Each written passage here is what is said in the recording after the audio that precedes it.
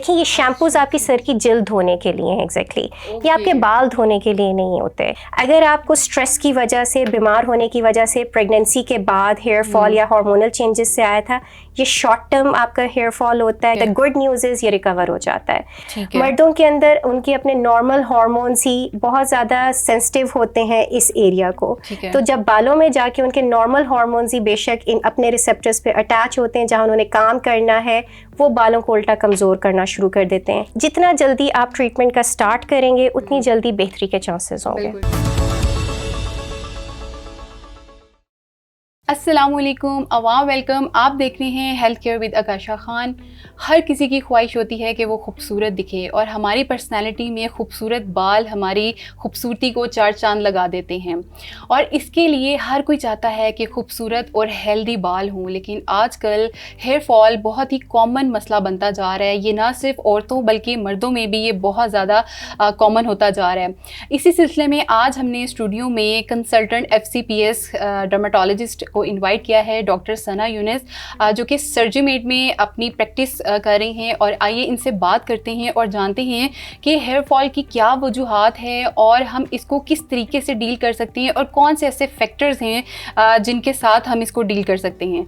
अस्सलाम वालेकुम, thank you so much for having us. सबसे पहले तो बताइएगा कि हेयर फॉल की कॉमन सी रीजंस क्या हैं जो कि मर्दों और औरतों दोनों में होती हैं। वालेकुम अस्सलाम, thank you so much आकाशा for inviting me.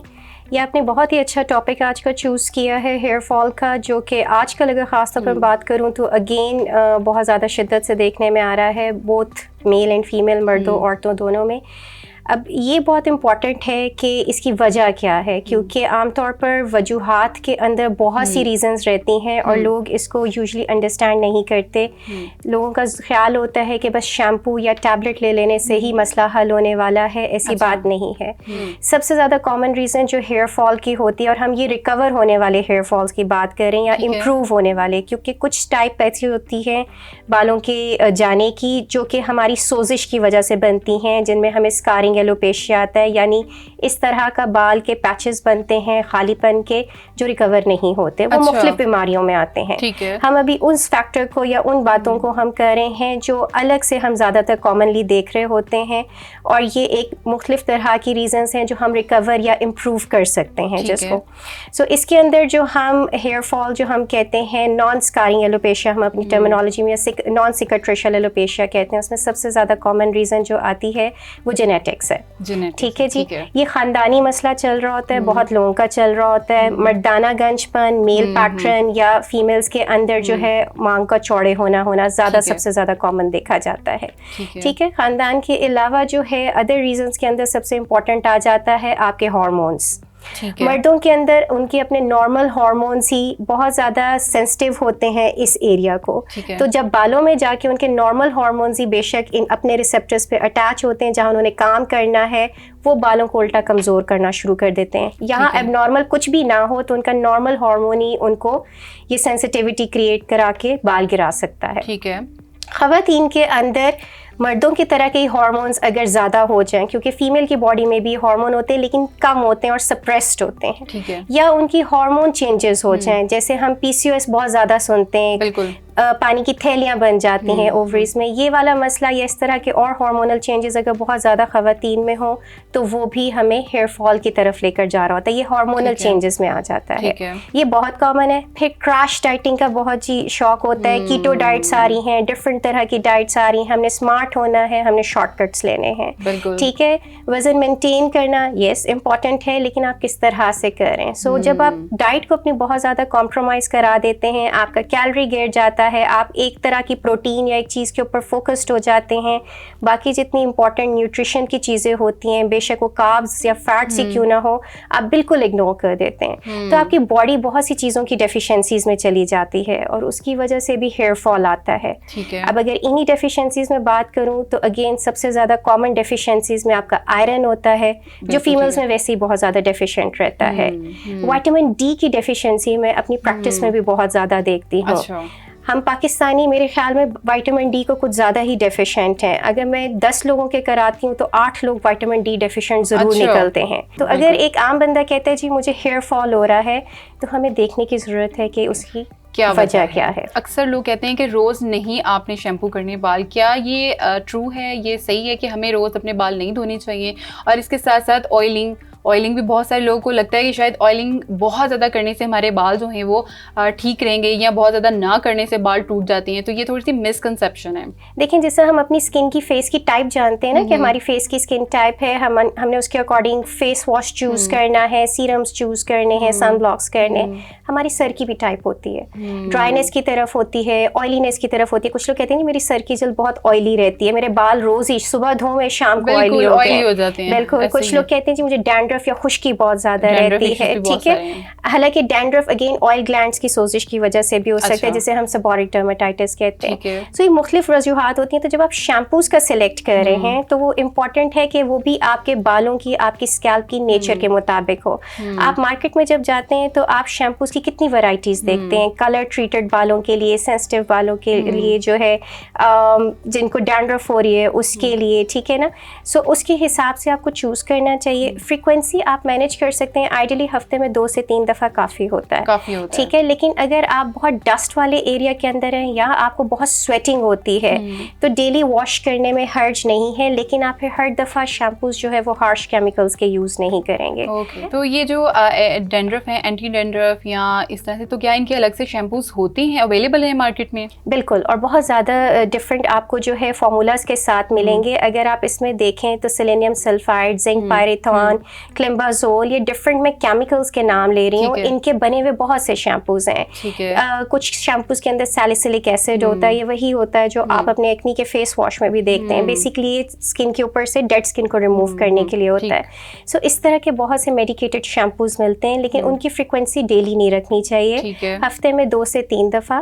اور اس کو آئیڈیلی ہم کہتے ہیں کہ 5 to 7 منٹس, 5 سے 7 منٹ آپ اپنے سر کی جلد پہ نا, اب یہ بالوں میں نہیں لگانا. دیکھیں یہ شیمپوز آپ کی سر کی جلد دھونے کے لیے ہیں ایگزیکٹلی, یہ آپ کے بال دھونے کے لیے نہیں ہوتے.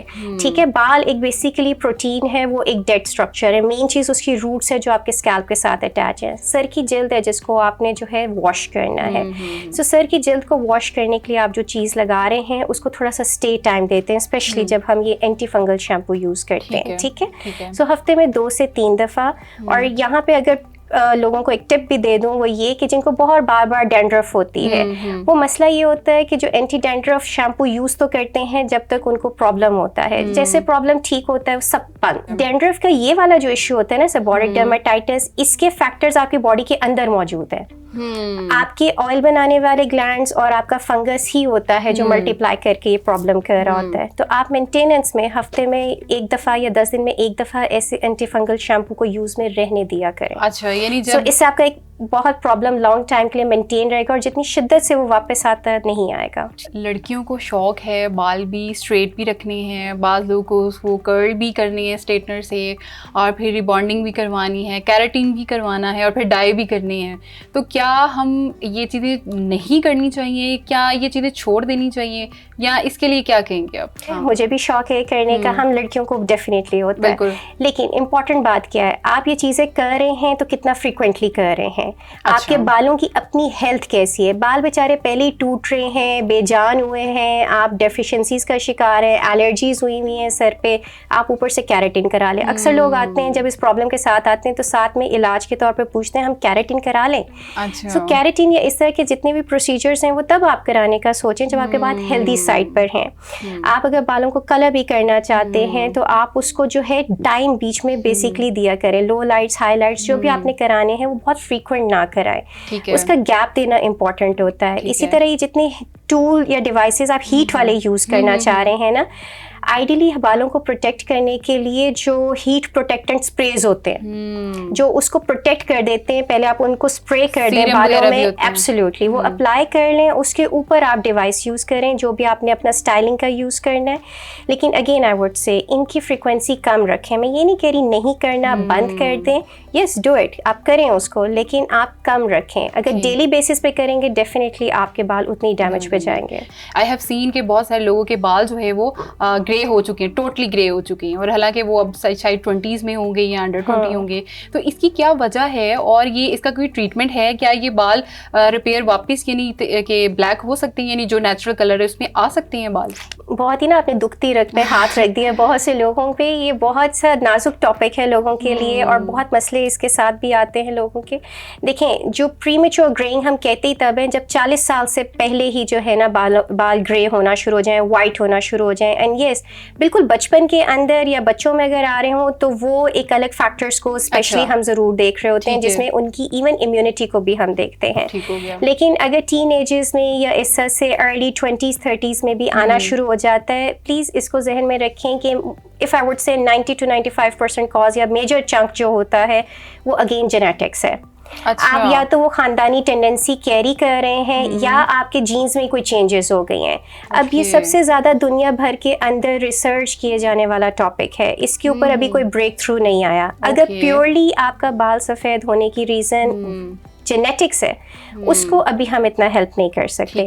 لیکن ایڈیشنل کچھ کازز ہیں جن کو ہم پھر پیشنٹ کو دیکھتے ہیں, پوچھتے ہیں اور اس کے بارے میں ورک اپ کرتے ہیں. ابھی بہت سے جو میں نے ڈیفیشنسیز کے بارے میں بات کی تھی نا, جیسے وائٹامن ڈی, آئرن, یہ ساری چیزیں, اسٹریس فیکٹر, آپ کی ڈائٹ کا کم ہونا, ہیٹ کا بہت زیادہ یوز ہونا آپ کے بالوں میں, یا بہت زیادہ سورج میں رہنا تو الٹرا وائلٹ ریز سے آپ کے بالوں کا ڈیمیج ہونا. اسی طرح اسموکنگ فیکٹر, آپ خود نہیں بھی کریں لیکن آپ پیسو اسموکر ہیں, اس ماحول میں بیٹھے ہیں, یہ تمام فیکٹرز ایڈیشنل کازز آتے ہیں جو بالوں کو سفید کرنے کی طرف لیتے جاتے ہیں. سو اگر تو یہ والے فیکٹرز کی وجہ سے آپ کے بال سفید ہو رہے ہیں اور ان کو ہم بہتر کر دیں تو چانسز آر دیر کہ پروبیبلی آپ کا بال جتنی تیزی سے سفید ہو رہا تھا, چاہے وہ داڑھی کا ہے یا سر کا ہے, اس طرح سے وہ پروبیبلی اتنی تیزی سے اب نہیں ہوگا, اور مے بی ریکور بھی آپ کا کرے.